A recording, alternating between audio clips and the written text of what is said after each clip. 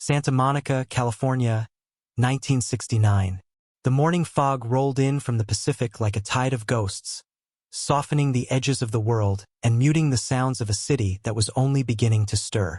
Along the beach, where the sand met the concrete of the boardwalk, a handful of dedicated athletes had already begun their daily rituals, their bodies moving through exercises that would have exhausted ordinary men before breakfast.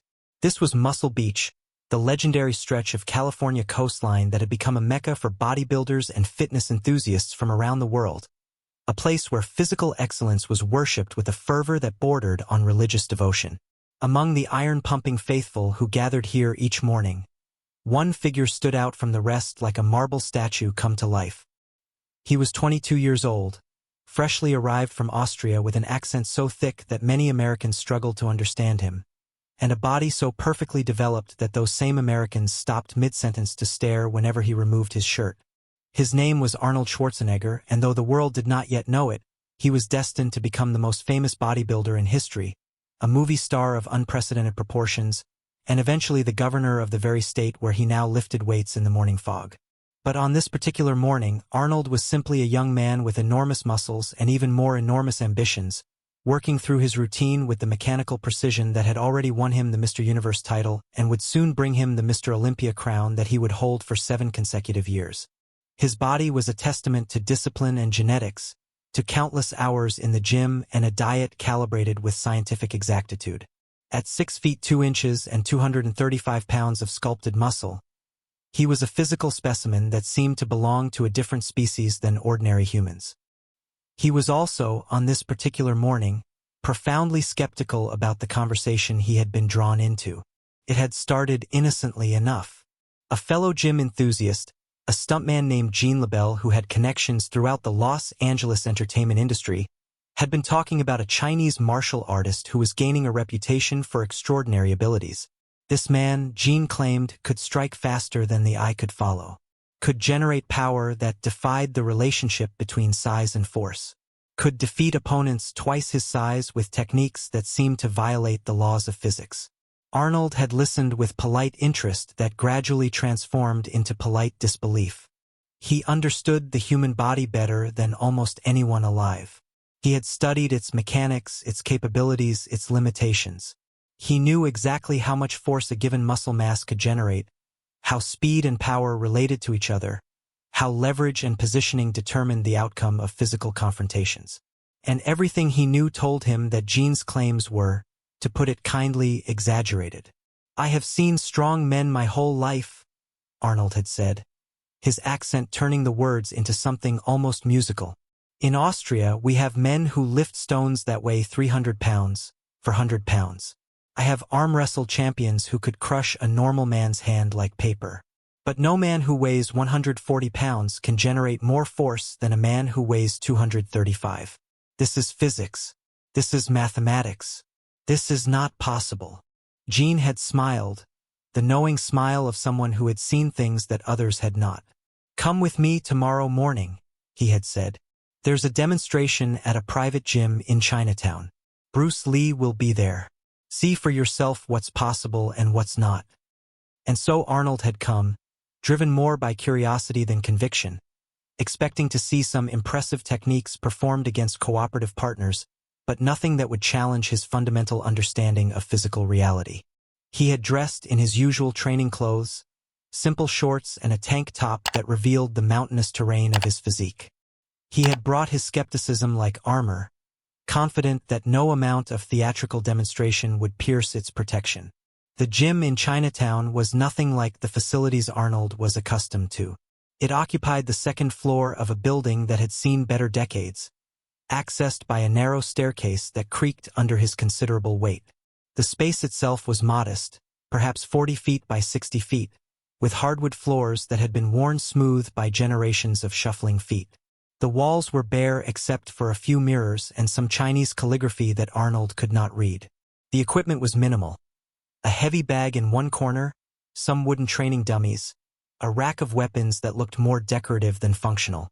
There were perhaps 20 people already present when Arnold arrived, a mix of serious martial artists and curious observers that Gene had assembled for this private demonstration.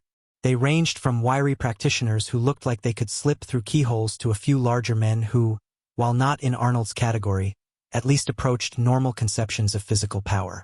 All of them turned to stare when Arnold ducked through the doorway, his shoulders nearly brushing both sides of the frame. "The Austrian oak," someone murmured, using the nickname that was already beginning to spread through bodybuilding circles. "He actually came." Arnold nodded acknowledgement to the room and found a spot against the back wall where he could observe without obstructing anyone's view. His eyes swept the space with the analytical attention he brought to everything, cataloging exits and obstacles, assessing the other occupants, searching for the man who was supposedly going to change his understanding of physical combat. He found him almost immediately, though not where he expected. Bruce Lee was sitting cross-legged in a corner of the gym, his eyes closed, his breathing so slow and deep that his chest barely seemed to move.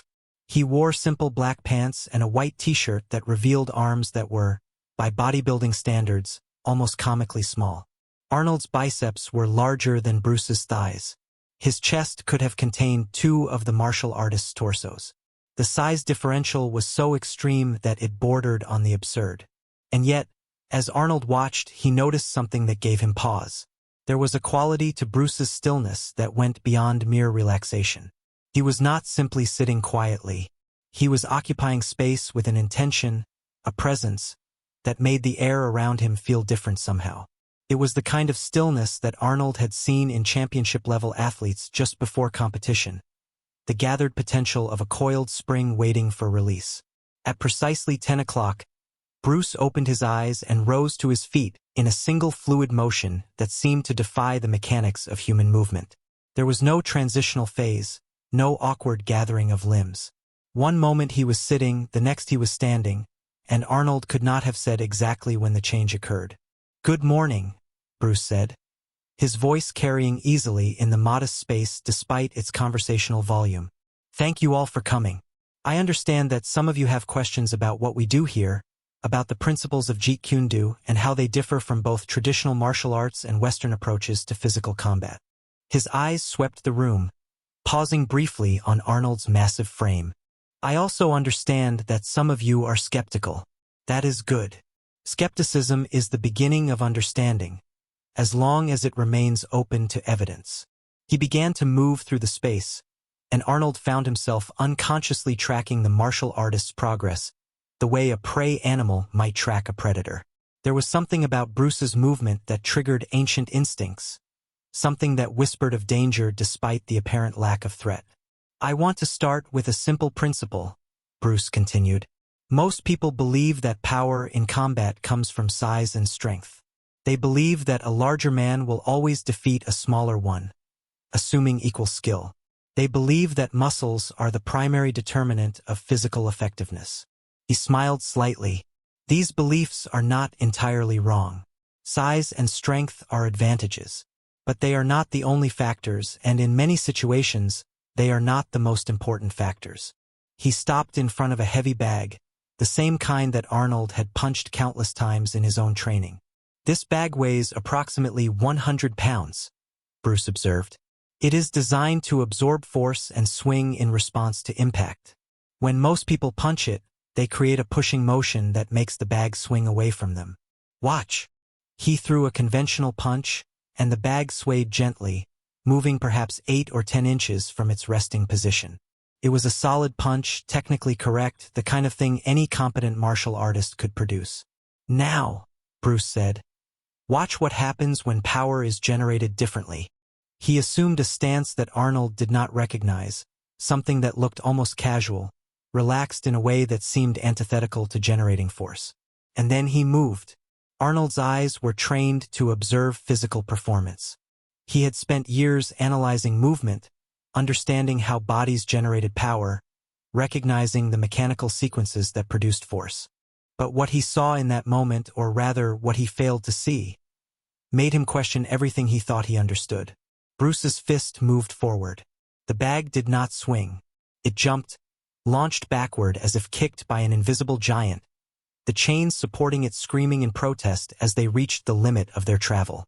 The sound of impact was not the dull thud of a normal punch but a sharp crack that echoed off the walls like a gunshot. Several observers gasped. One actually stepped backward, as if the demonstration had somehow threatened him personally.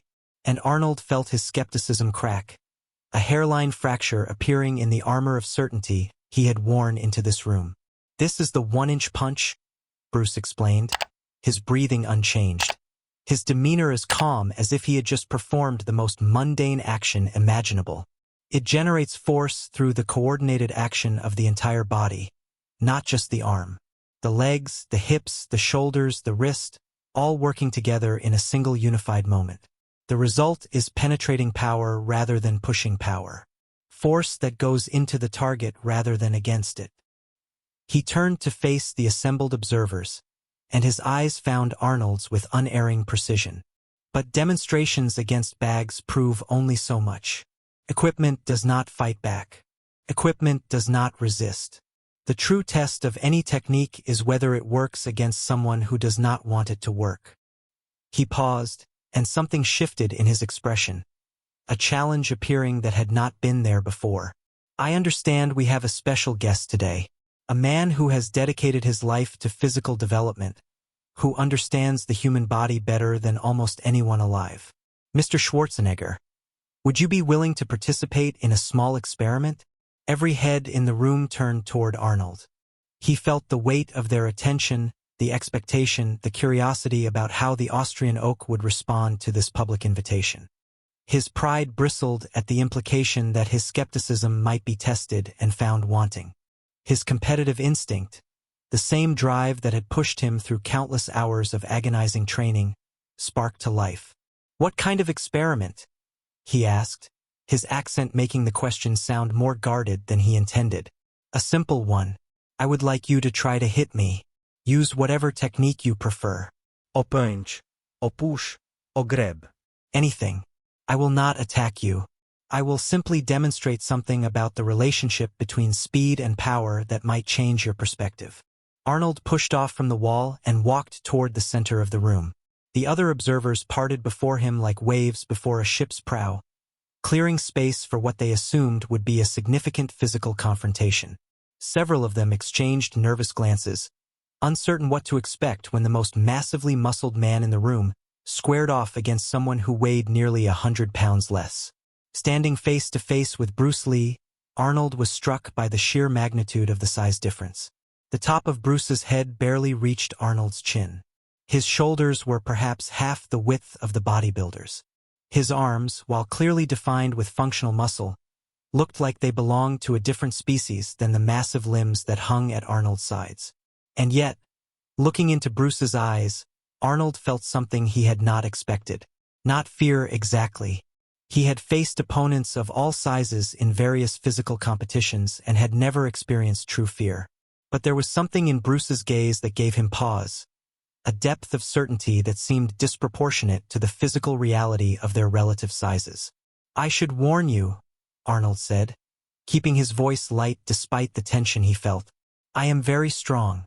If I hit you for real, I could hurt you badly." Bruce smiled, and the expression held no trace of concern.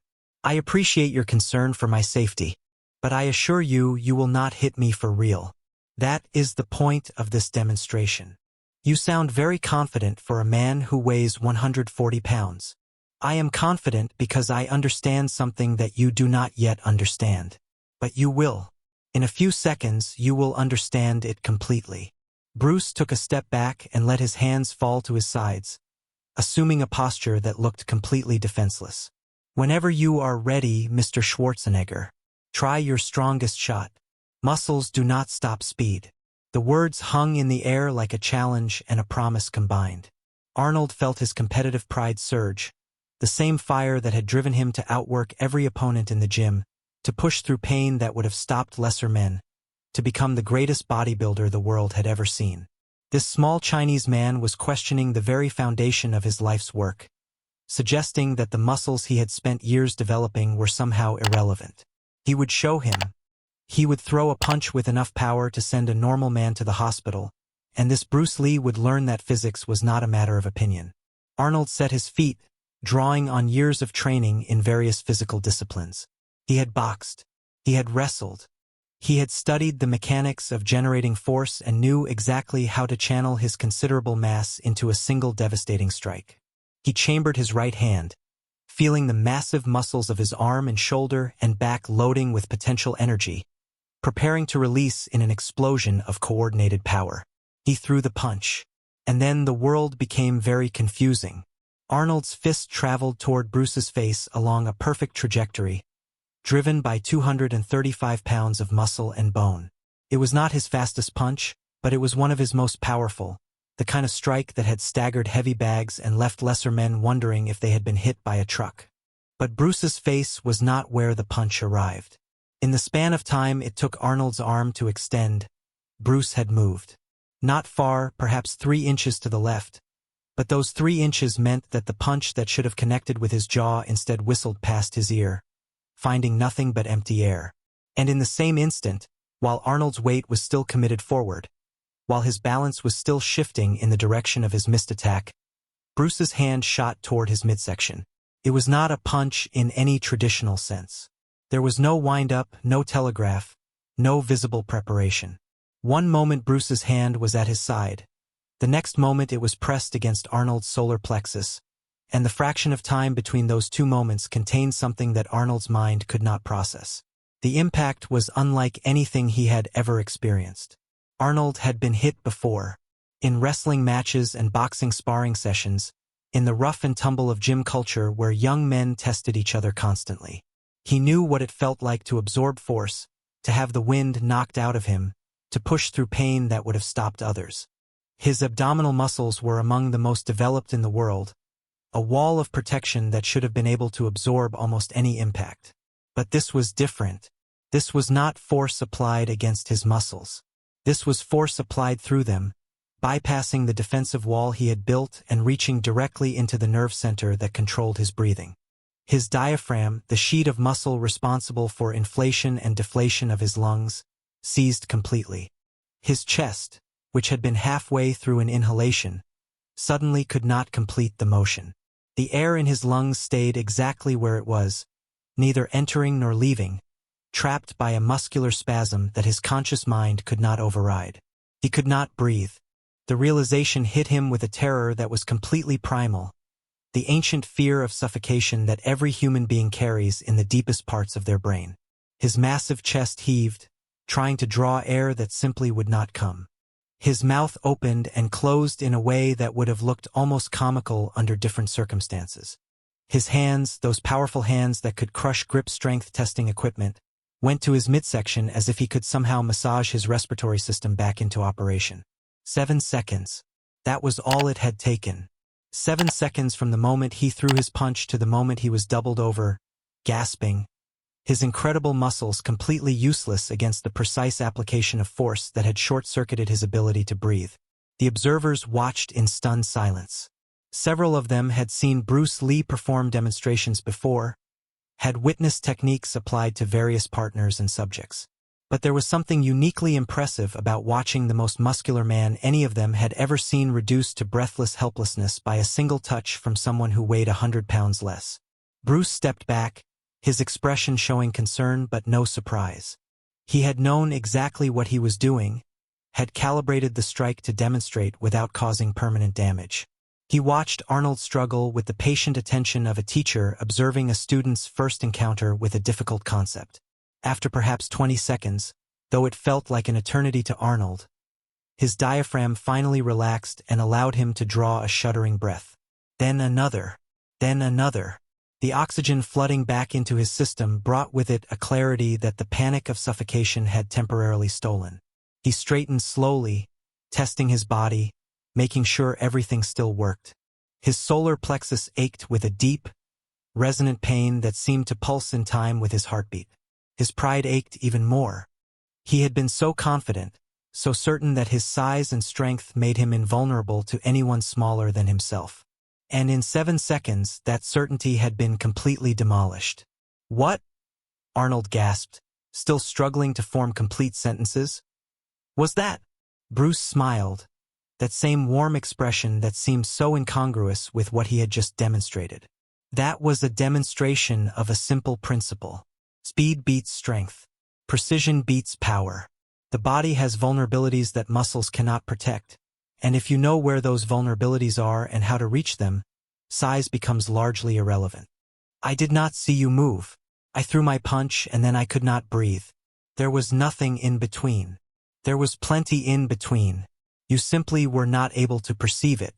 The human eye can track movement up to a certain speed, but beyond that speed, movement becomes invisible. I trained to exceed that threshold, to move in the spaces between moments, to arrive before the opponent's brain has finished processing the information about my departure. Arnold stood there, his massive chest still heaving slightly, his mind racing through the implications of what he had just experienced. He was not a stupid man, despite the stereotypes that attached to bodybuilders. He had a keen analytical intelligence that he would later apply to business and politics with considerable success. And that intelligence was now fully engaged, trying to understand how his fundamental assumptions about physical combat had been so completely wrong. The muscles, he said slowly, working through the logic. They do not help if you cannot apply them, if you cannot make contact with your opponent, if he is already past your defense before you know he has moved. Exactly. Bruce's eyes lit up with approval, the recognition of a student grasping a difficult concept. Your muscles are impressive, genuinely impressive. You have developed your body to an extent that few people ever achieve. But in combat, the body is a delivery system for force. The muscles are the engine, but the technique is the vehicle. A powerful engine in a poorly designed vehicle will lose to a modest engine in a perfectly designed vehicle every time. If the story moves you, do not forget to like this video and subscribe to the channel. These are the moments that challenge our assumptions and show us that true power takes many forms. Arnold was quiet for a long moment, processing this new information, integrating it into his understanding of physical capability. He had come to this demonstration expecting to have his skepticism confirmed, expecting to see impressive but ultimately theatrical techniques that would not work against a resisting opponent. Instead, he had been personally and undeniably defeated by someone he outweighed by nearly 100 pounds. And rather than feeling humiliated, he felt something unexpected. He felt excited. He felt the same spark of enthusiasm that had driven him to pursue bodybuilding with such obsessive dedication. The recognition that there was something new to learn, a frontier he had not yet explored. Can this be learned? He asked. This speed, this precision. Is it something you are born with, or is it something that can be developed? Bruce considered the question carefully before answering. It can be learned, but learning it requires letting go of many assumptions. You would have to accept that the strength you have built, while valuable, is not the ultimate measure of physical capability. You would have to train in ways that feel counterintuitive to someone with your background. You would have to become a beginner again, which is difficult for anyone who has achieved mastery in a different discipline. I am Austrian, Arnold said, and a hint of his characteristic grin appeared despite the lingering discomfort in his midsection. We are stubborn people. We do not give up easily, even when we have been proven wrong. He extended his massive hand toward Bruce. I would like to learn, not to abandon bodybuilding but to add another dimension. To understand how this body I have built can be used more effectively. Bruce looked at the extended hand for a moment, assessing the man behind it. He saw the genuine curiosity, the competitive drive redirected toward learning rather than denial, the intelligence that was already working to integrate this new information into an existing framework. He saw something else too, something that he recognized from his own journey. The hunger for excellence that transcended any single discipline, that sought mastery wherever it could be found. He took Arnold's hand and shook it firmly. I would be honored to teach you what I can, Bruce said. But I must warn you, Mr. Schwarzenegger, this training will challenge you in ways that the gym never has. It will expose weaknesses you do not know you have. It will require you to admit ignorance in areas where you thought you were strong. He smiled. And it will, if you persist, make you more formidable than your muscles alone could ever accomplish. Call me Arnold, the Austrian replied, and I am not afraid of being challenged. I have been challenging myself since I was 15 years old. That is how I became what I am. Then we will get along well. The willingness to be challenged is the foundation of all growth. Bruce released his hand and turned to address the other observers, who had been watching this exchange with rapt attention.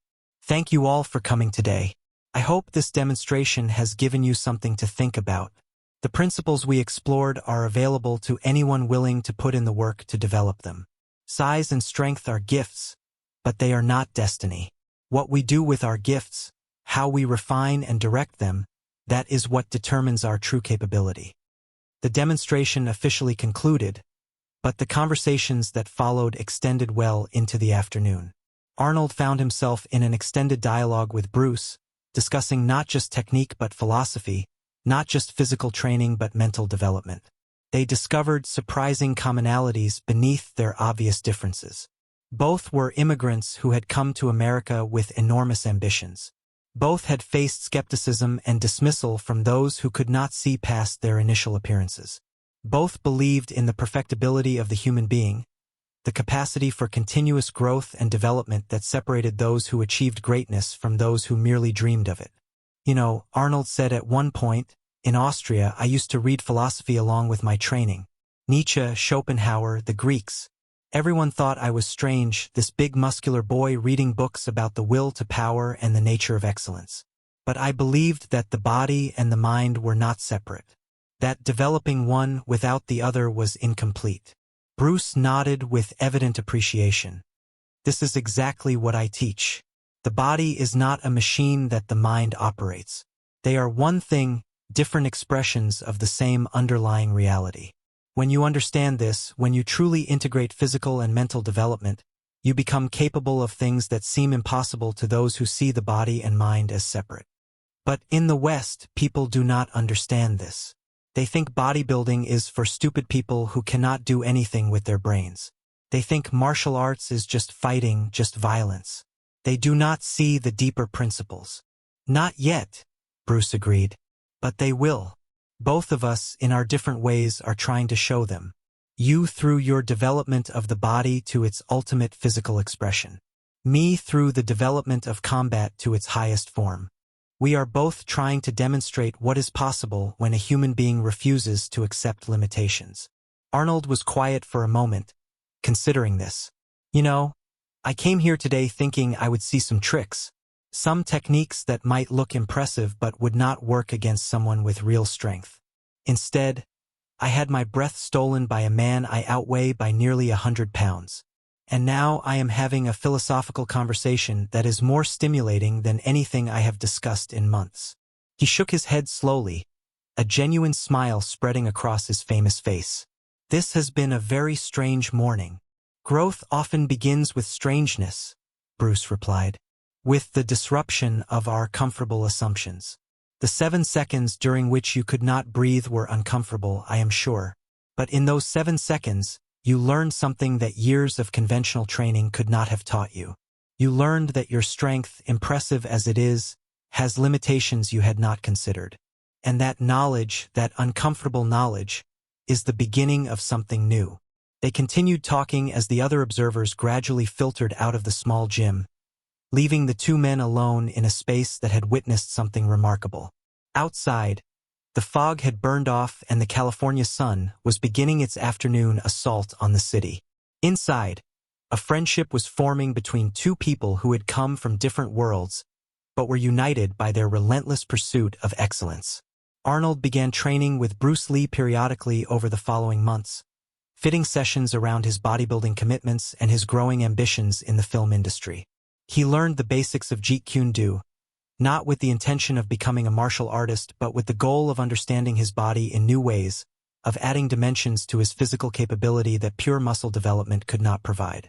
He learned about economy of motion, about generating force through technique rather than relying solely on strength. He learned about the psychology of confrontation, about how presence and timing could be as important as physical power.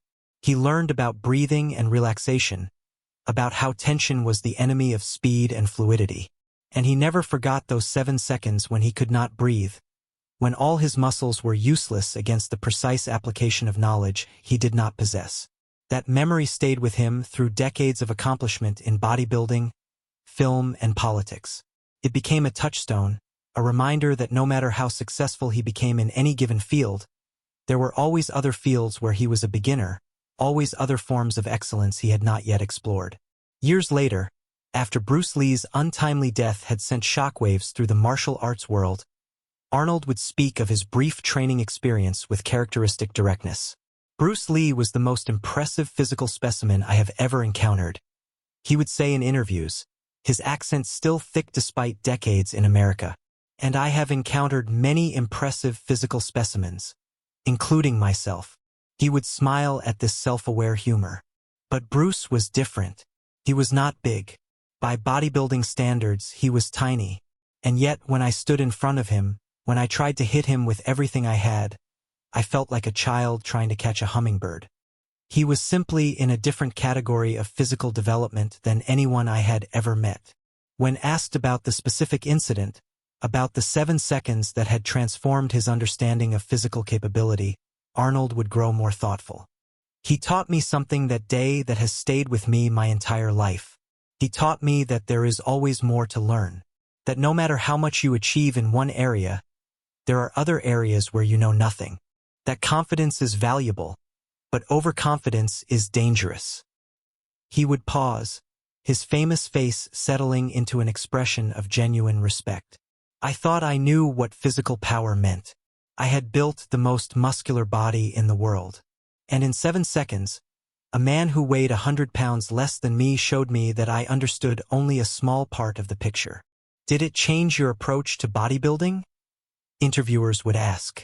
It changed my approach to everything. Not just bodybuilding, but acting, business, politics. Everything. Because Bruce taught me that excellence is not a destination but a journey. That the moment you think you have arrived, you have actually started to decline. That the only way to stay excellent is to remain a student, to keep seeking teachers who know things you do not know, to stay humble no matter how much success you achieve. The specific nature of their training sessions, the techniques Bruce taught and Arnold learned, remained largely private, shared only with close associates who understood the significance of what had passed between these two remarkable men. But the impact of that connection could be seen in subtle ways throughout Arnold's subsequent career. In his films, particularly the action films that made him a global superstar, Arnold moved with a fluidity that pure bodybuilders rarely achieved. His fight scenes, while still relying heavily on his intimidating physical presence, showed an awareness of technique and timing that went beyond simple displays of strength. Those who knew his history with Bruce Lee could see the influence, the integration of martial arts principles into a body that had been built primarily for aesthetic display. In his business dealings and political career, Arnold displayed a similar integration of different approaches. He was not simply powerful, not simply imposing. He was strategic, precise, capable of reading situations and opponents with an accuracy that suggested training in perception as well as action.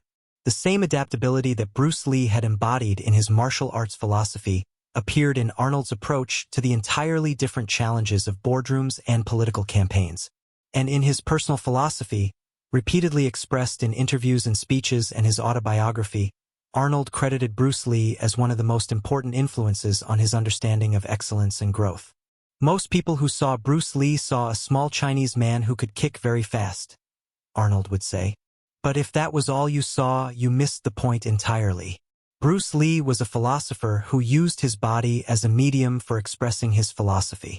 Every technique he performed, every demonstration he gave, was really a statement about the nature of human potential, about what becomes possible when we refuse to accept limitations.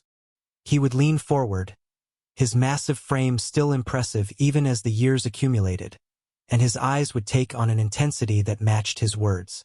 When Bruce hit me that day, when he showed me that my muscles could not protect me from someone who truly understood combat, he was not just demonstrating a physical technique. He was demonstrating a principle. The principle that power takes many forms, and the most obvious forms are not always the most effective. The principle that speed and precision can overcome size and strength. The principle that true excellence requires the integration of many different capabilities, not just the development of one to its maximum extent.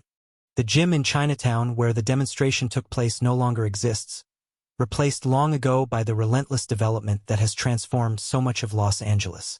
The building was demolished in the early 1980s to make way for a commercial development that itself was later demolished and replaced by something else. The physical space where Arnold Schwarzenegger learned that his muscles could not stop speed has been erased from the urban landscape, leaving no visible trace of the history that unfolded there. But the lessons learned in that space continue to ripple through time, carried in the bodies and minds of everyone who was influenced by them. Arnold's career, spanning bodybuilding and film and politics, has touched millions of people who never knew that a significant part of his philosophy came from 7 seconds of breathless helplessness at the hands of a man who weighed 100 pounds less than him. Bruce Lee's legacy, enshrined in films and schools and the memories of students who trained with him, includes this encounter as one of countless demonstrations that proved his principles were not theoretical but practical, applicable to anyone regardless of their starting point. Today, in the private collection of a martial arts museum in Southern California, there exists a photograph that few people have ever seen. It shows two men standing together in a modest gym, one enormous and muscular, the other compact and coiled with potential energy. They are shaking hands, their expressions suggesting the beginning of something significant, a connection that transcended their obvious differences. The photograph was taken by Jean Labelle, the stuntman who arranged the demonstration, using a simple camera that captured the moment without any awareness of its historical significance. For years, it sat in a box of miscellaneous memorabilia, forgotten among thousands of other images from a career in the entertainment industry. It was only after Jean's death that the photograph was discovered and its significance recognized. The museum acquired it as part of a larger collection and displays it now in a small alcove dedicated to the connections between different physical disciplines. The placard beside it reads simply, Arnold Schwarzenegger and Bruce Lee, 1969. Photograph by Jean Labelle. Most visitors walk past without a second glance, their attention drawn to more dramatic artifacts, the weapons and costumes and film props that tell more obviously exciting stories. But occasionally someone stops. Someone who knows the history, who has heard the story passed down through training lineages and martial arts communities. Someone who understands that this simple photograph represents a moment when two different philosophies of physical excellence met, clashed, and ultimately enriched each other. They stand before the image and try to imagine what it must have been like.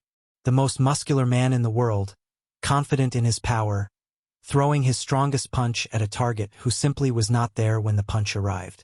The sharp strike to the solar plexus that bypassed all that carefully developed armor and reached directly to the nerve center controlling breath. The 7 seconds of helpless gasping that demolished a lifetime of assumptions about the relationship between size and combat effectiveness. And they imagine what came after. The handshake that began a friendship. The training sessions that added new dimensions to an already remarkable physical instrument. The philosophy that integrated Eastern and Western approaches to excellence. The legacy that continues to influence both martial artists and bodybuilders to this day.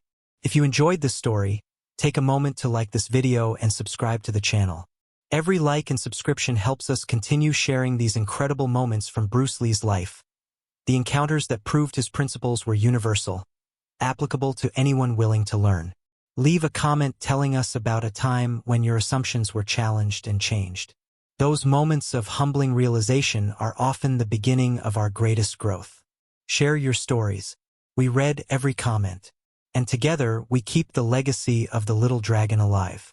The afternoon sun filters through the museum's skylights, casting long shadows across the display cases and their precious contents.